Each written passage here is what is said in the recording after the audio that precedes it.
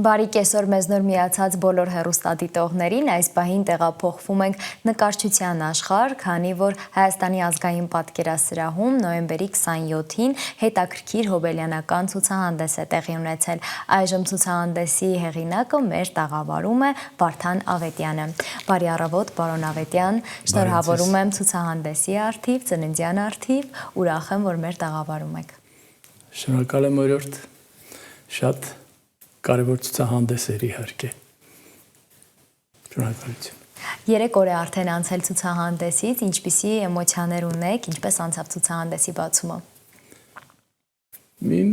սպասելիքները լրիվ հենց այդպես էին, շատ լավ անցավ, իմ բարեկամները, գեղանկարիչներ, ընկերներ, ազգակիցներ եւ իմ փոքրիկ թոռնիկները նույնիսկ, որ դեռ նոր են սովորում խոսել, եկել էին պապիկի ցուցահանդեսին։ Ցուցահանդեսը հոբելյանական էր, նվիրված ձեր 70-ամյակին, ինչու հենց բանաստեղծական աշխարհ խորագիրը ընտրվեց։ Բանաստեղծական աշխարհ, բանաստեղծել կարելի է ոչ միայն բառերով, ես բանաստեղծում եմ գույներով, ճիշտ է, ես բանաստեղծությունները ունեմ տպված, դեռ դպրոցական տարիներից եւ հիմա էլ եմ բանաստեղծություններ գրում։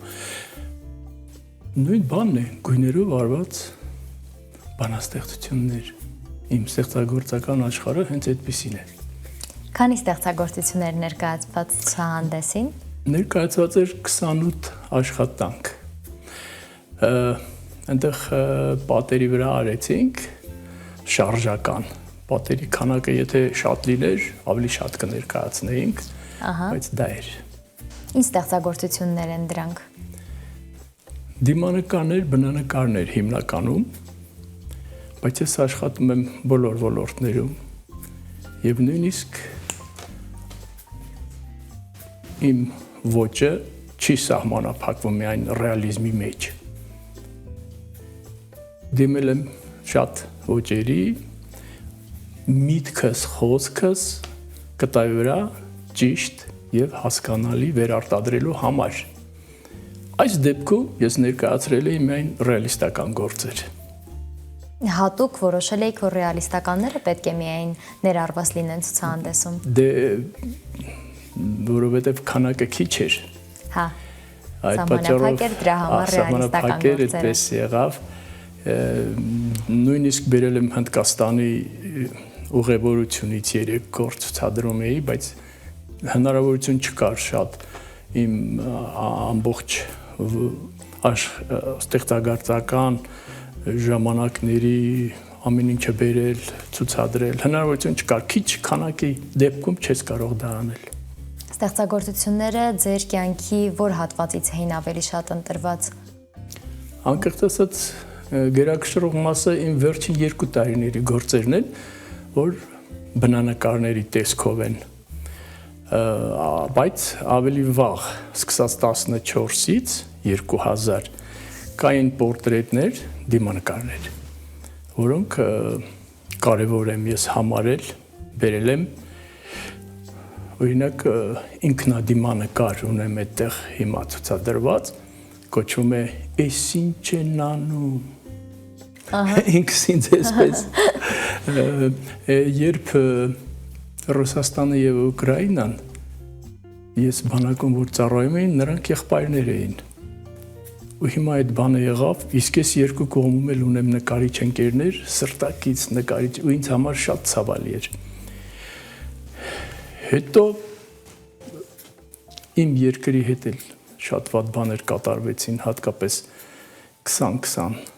թվին։ Եվ այդ նկարը համապատասխանեց նաև այդ ժամանակներին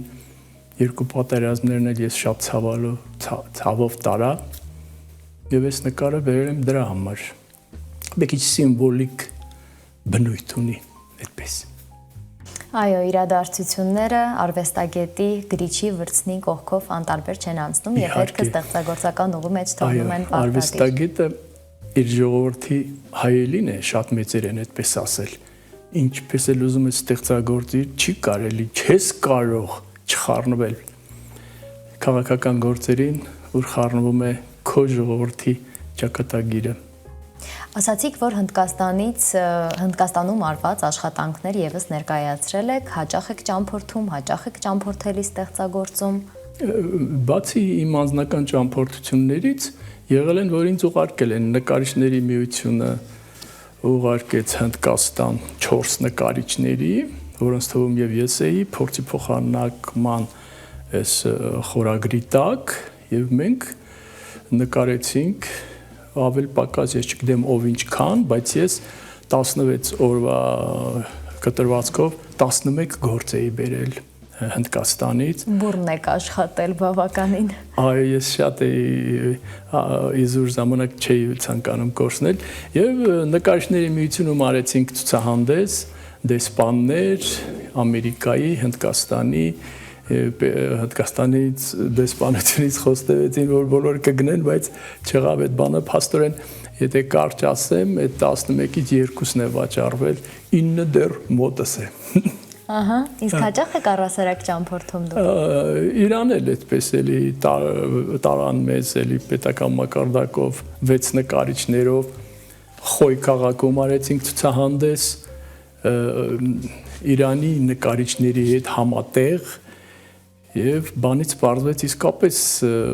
քիչ են նրանք երևում, բայց շատ տաղանդավոր մարդիկ կան այդտեղ, միասին արեցինք ցուցահանդես եւ ես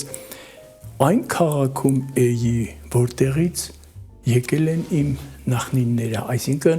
երբ Ալեքսանդր Գրիբայեդովը դեսպանն էր Իրանում եւ տեղի ունեցավ այդ ժամանակ խոշոր պատերազմ Ռուսաստանի եւ Իրանի Պարսկաստանի միջև 28-ին էր 1828-ին եւ Գրիբայեդովի ջանքերով հայերը վերադարձան Վայոց ձոր եւ նրա շրջակա վայրերը այն հայերը ում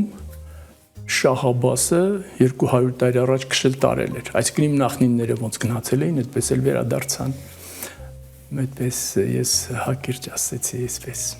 երկար Եթե հետհայաց նայենք ձեր անցած ուղուն, այնպիսին է, ինչպիսին որ այն կա, ինչպես պատկերացրել եք, թե ինչ որ բաներ կուզեիք փոխել ամեն դեպքում։ Գիտեք, չես կարող փոխել ոչ բնությունը, միայն մարդու բնությունը կարելի է փոխել։ Ու ես ենթադրում եմ,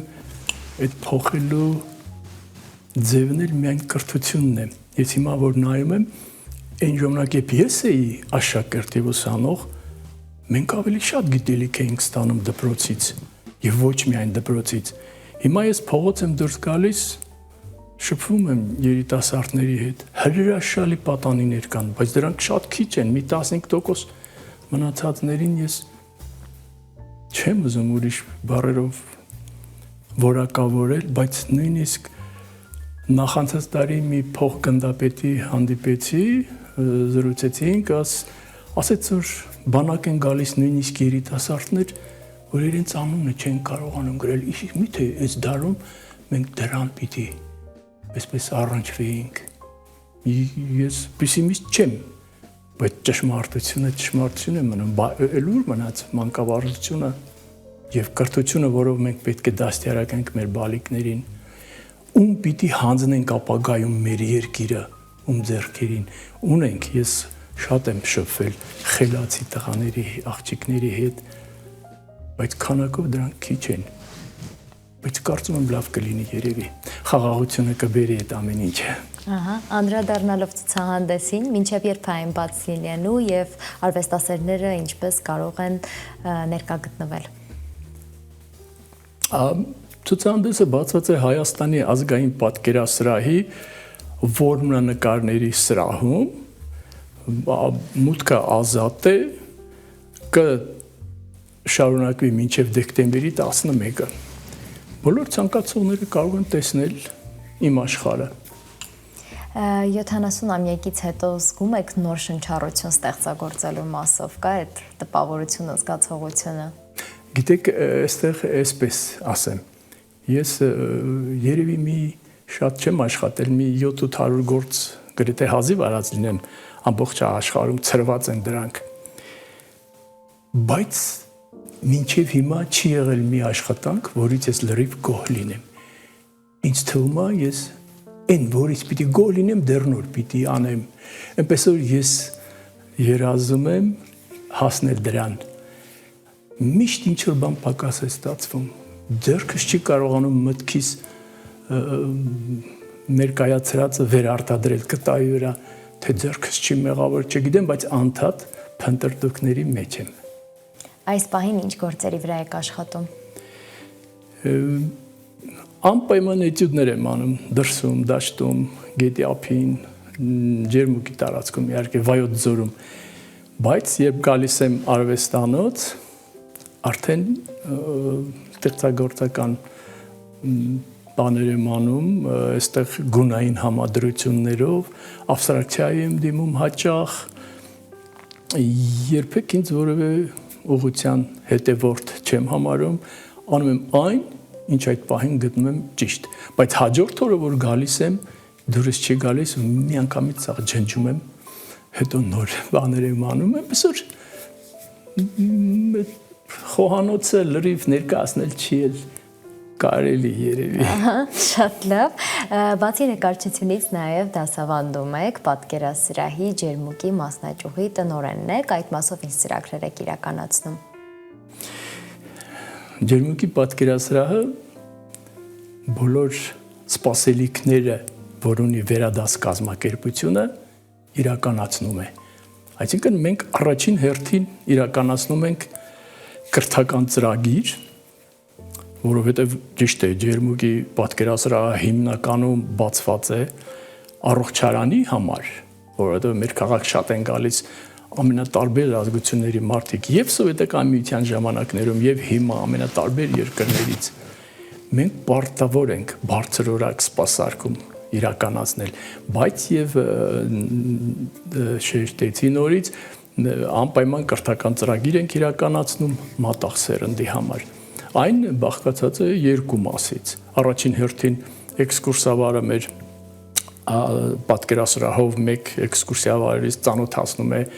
այն գեղանկարիչների աշխատանքներին, որ ներկայացված են մեզ մոտ, նրանց կենսագրականին, նրանց գունային կոլորիտին եւ այլն, բայց բացի դրանից երկրորդ ծրագիրը արդեն այս բալիկներին հրավիրում ենք մեզ մոտ, մատաղ սերնդի համար է այս կրթական ծրագիրը, ունենք մոլբերտներ, ներկեր, ամեն հարմարություններ, որ գալիս են պատանիները, դպրոցականները եւ մեր օգնությամբ վարպետաց դասեր ենք անցկացնում, իսկ վարպետաց դասերը ուղեկցվում են նաեւ զրույցներով, որ ոչ միայն գեղանկարչությանն են վերաբերում, այլ մեր հետագա ապագային։ Եվ այդ բաները հենց այնպես մեզնից չեն քնարում։ Մենք ունենք մեթոդական ղեկավարություն ազգային պատկերասրահում, այստեղ Երևանում, միշտ մեր կապը միասին է, իսկ այս նյութերը մեզ տրամադրել են ամերիկյան Smithsonian կազմակերպության My Armenia ծրագիրը, ես շատ շնորհակալ եմ նրանցից, բավականին օգնեցին մեզ որոշ հարցերով, ջերմուկի պատկերասրահը միշտ եղել է կենտրոնում, եւ այդպես էլ աշխատում ենք պահել, իսկ ես դեռ 40 տարի առաջ լեգենդար Էդուարդ Իսաբեկյանի կողմից եմ նշանակվել, նա իր գիրքը ինձ նվիրեց այդ ժամանակ եւ գրեց Վարդանին, որ լինի լավ դիրեկտոր, այն ժամանակ դիրեկտոր էին ասում, բայց ես ընդհանրեն մասնաճյուղի վարիչ եմ։ Շատ լավ, դասավանդման փորձ եւս ունեք, հետաքրքիր է մատաղ երիտասարդ սերնդի մոտ սերը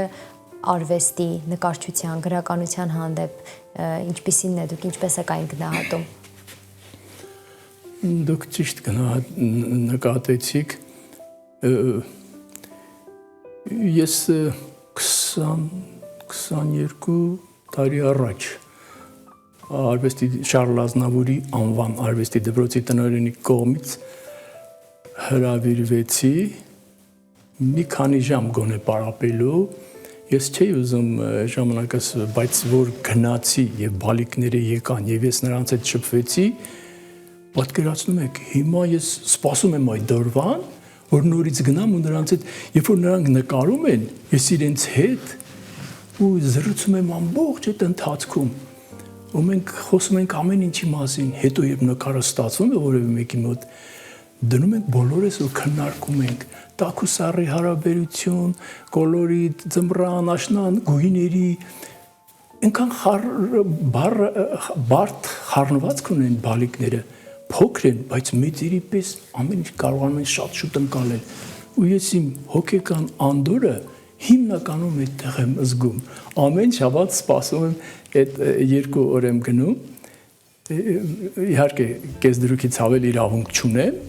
բայց այդքանն էլ ինձ բավական է, որ ես գնամ ու հոգեկան մեծ լիցքեր ստանամ։ Հետո գալիս եմ, ես նրանցից նույնիսկ սովորում եմ, պատկերացնում եք։ Չեք պատկերացնի երևի։ Մի փոքրիկ ունեի եւ կոմպոզիցիոն դասեր, աշուն պիտի նկարային, բոլորը արագ նկարեցին, ոմանք ծառ են նկարում, տերևները հատ-հատ սարքում, հետո ներկում։ Այս տղան ոչի բան չէր անում, նոր էին եկել, առաջին դասանցի էր։ Իմիջիալոց ինձ մոտ առաջինը 4-ի 5-րդ հետ նույն դասանում են նստում։ Ես այդպես եմ սիրում, որպեսզի նրանք տեսնեն մեծը ինչ է անում, ինչպես է անում։ Մենակ իմ պատմածով չի։ Այո, սովորում են նաև մեծերից, դրանք այդ շատ ճիշտ իմ կարտիկով, այո, ճիշտ պրակտիկա է։ Եվ այսպես այդ տղան ոչինչ չէր նկարում, հետո մի անգամից սկսեց կտավի կեսը սպիտակ ներկեց, ներքևի կեսը կարմիր ներկեց, հետո սևը վերցրեց կարմիրի վերևը կապույտներով արեց, ես գնացի, ասի երևի գույները, ասում եմ, ես ինչ գույն է, Սակո ջան, Սարգիս, ասեց, կապույտ, ես մեկը կարմիր չէ, ասի, ուրեմն ներողություն, արա ինչ ուզում ես, ես երբեք չեմ ասում, այսպես արա, այնպես արա, բայց հետո է որ քննարկում ենք, արդեն ասում եմ, ու արեց այդպես շատ ինձ դուր եկավ, այնպիսի մի հրաշալի գործ ստացվեց, ես եկա ու այդ մեծ կտավի վրա նույնը արեցի, մեկ շաբաթ չէր անցել վաճառվեց։ Այնպես ես նրանցից բան եմ սովորում։ Չէ, հասկանում եմ մեծ հաշվով ձեզ, որտեվ ես էլ փոքր քույր եղբայր ունեմ ու անգամ կենցաղային տարական բաները իրենցից ամեն օր տեսնում ու սովորում եմ ավելի հեշտ անել, որ մտքովս չէր անցնի։ Այնպես որ այդ փոքրիկները այնքան շուտ ընկալում են ամեն ինչ։ Այո, մեզնից պետք է լինի։ Եվ մեր զրույցի եզրափակելով կուզեի, որ մեր հեռուստադիտողին ասեիք, թե ինչու նորօրյա մարդը պետք է հետաքրքրված լինի արվեստով, նկարչությամբ, գրականությամբ։ Դե եթե մարդ է, ուրեմն այդպես պիտի լինի։ Շատ սպառիչ պատասխան։ Շնորհակալ եմ, պարոն Ավետյան, զրույցի համար, օրվա լավ շարունակություն եմ ձեզ մաղթում։ Սիրելի հեռուստադիտող, տաղավարում զրուցում էինք Վարդան Ավետյանի հետ, որի ցուցահանդեսն է հոբելյանական այս պահին տեղի ունենում Ազգային պատկերասրահում։ Դեռ ժամանակ ունեք գնալու եւ վայելելու նկարչի ներկայացրած բացառիկ աշխատանքները, իսկ այս պահին ձեզ կմիանա իմ գործընկեր Անահիտ Ղազարյանը իր պատմական դադարով։